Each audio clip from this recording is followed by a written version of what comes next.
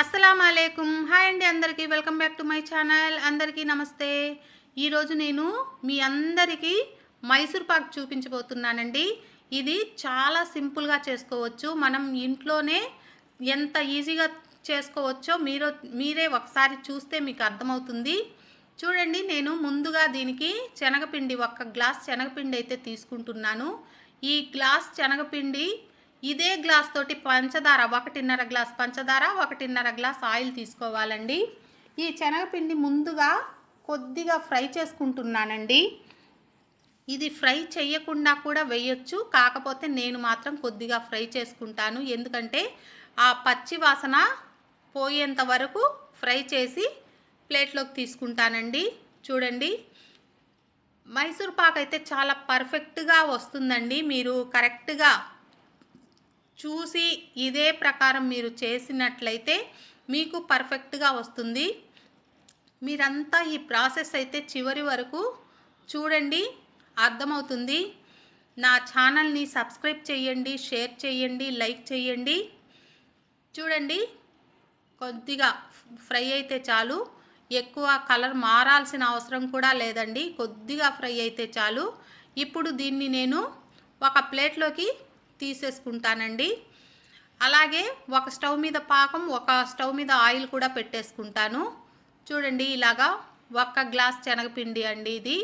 చూశారు కదా. ఇప్పుడు నేను ఏ గ్లాస్తో శనగపిండి తీసుకున్నానో అదే గ్లాస్ తోటి పంచదార అండి. 1.5 గ్లాస్ పంచదార, 2 గ్లాసులు పంచదార, 2 గ్లాసులు ఆయిల్ కూడా తీసుకోవచ్చు.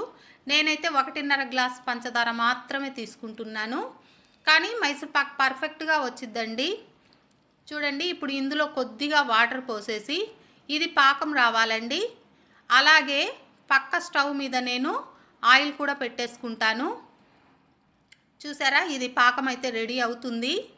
ఇప్పుడు ఆయిల్ తీసుకుంటున్నాను. నేను సన్ఫ్లవర్ ఆయిల్ తీసుకుంటున్నానండి. శనగ నూనె మాత్రం తీసుకోవద్దు.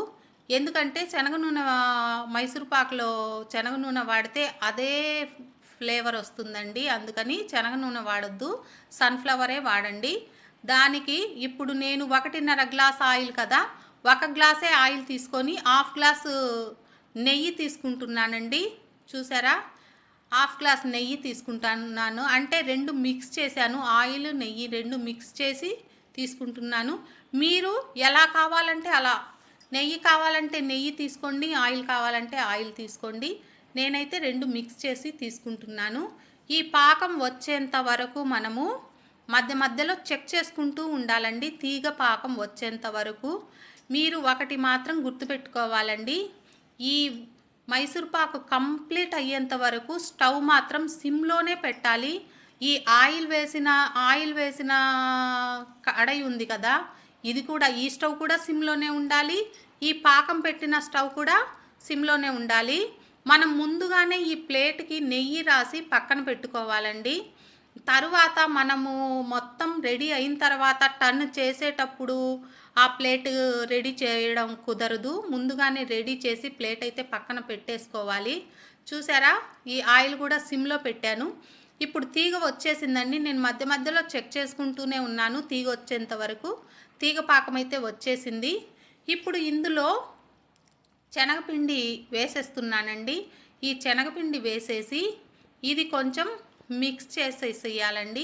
ఇది కొద్దిగా మిక్స్ అయిన తరువాత మనము పక్కన స్టవ్ మీద ఆయిల్ పెట్టుకున్నాం కదా, ఆ ఆయిల్ కూడా ఇందులో వేసేసేయాలి.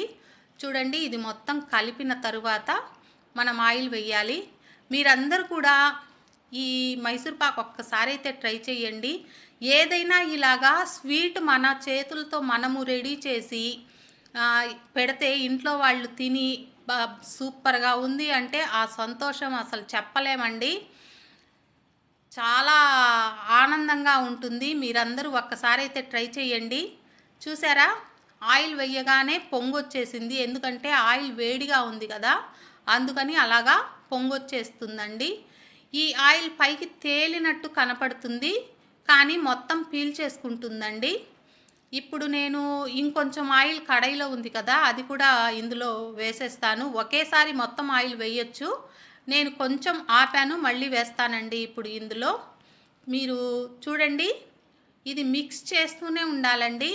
ఆ మిగిలిన ఆయిల్ కూడా వేసేస్తున్నాను. చూడండి వేసేసాను.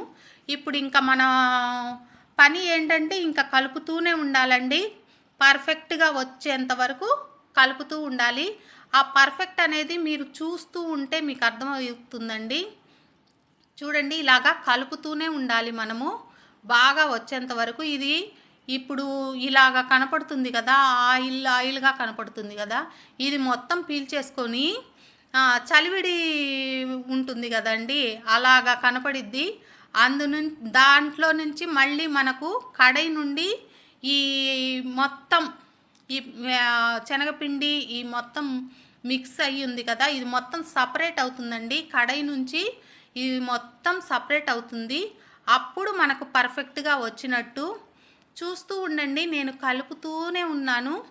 చూస్తూ ఉండండి. ఇది మాత్రం కలుపుతూ ఉండాలి. ఇది ఒక్కటే మనము స్టవ్ దగ్గర నిలబడి చేయాల్సిన పని. ఇదైతే మైసూర్ పాక్ మనము స్టవ్ దగ్గర ఒక అరగంట నిలబడితే మైసూర్ పాక్ రెడీ అయిపోయిద్దండి. అంటే ఇంకా మనకు పక్కకు వచ్చే టైం ఉండదు. ఈ మనము ఇది మైసూర్ పాక్ రెడీ చేయడానికి స్టవ్ దగ్గరికి వెళ్ళామంటే మొత్తం కంప్లీట్ అయ్యి మైసూర్ పాక్ తీసుకొనే పక్కకు రావాలి. ఇంకా అటు ఇటు తిరగడానికి అటు ఇటు వెళ్ళడానికి ఉండదండి. చూడండి ఇలా కలుపుతూనే ఉండాలి. మనిషి పక్కకి రావడానికి కాదు. చూడండి ఇలాగా చూసారా? ఇప్పుడు కలుపుతూనే ఉండాలి. ఇది సపరేట్ అవ్వలేదు. చూడండి ఇప్పుడిప్పుడే కొద్దిగా సపరేట్ అవుతుంది. ఇంకా సపరేట్ అవ్వాలండి. మీకు అర్థమవుతుంది. మీరు ఒకసారి ట్రై చేస్తే మీకు అర్థమవుతుందండి.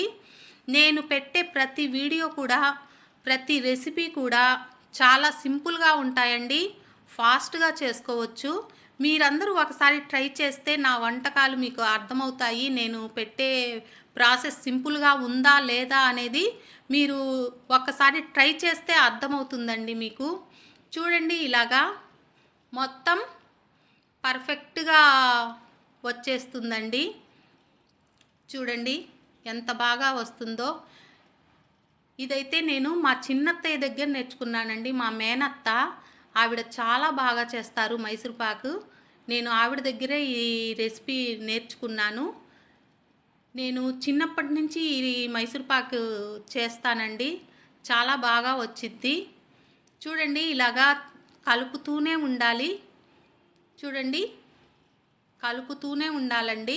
ఇలాగ సపరేట్ అయ్యేంత వరకు కలుపుతుండాలి. ఇప్పుడు అర్థమవుతుంది కదా ఎలాగ సపరేట్ అవుతుందో. చూడండి ఇప్పుడైతే పర్ఫెక్ట్గా వచ్చేసింది. ఇప్పుడు దీన్ని మనము స్టవ్ మీద నుంచి ఆ ప్లేట్లోకి టర్న్ చేసుకోవాలండి.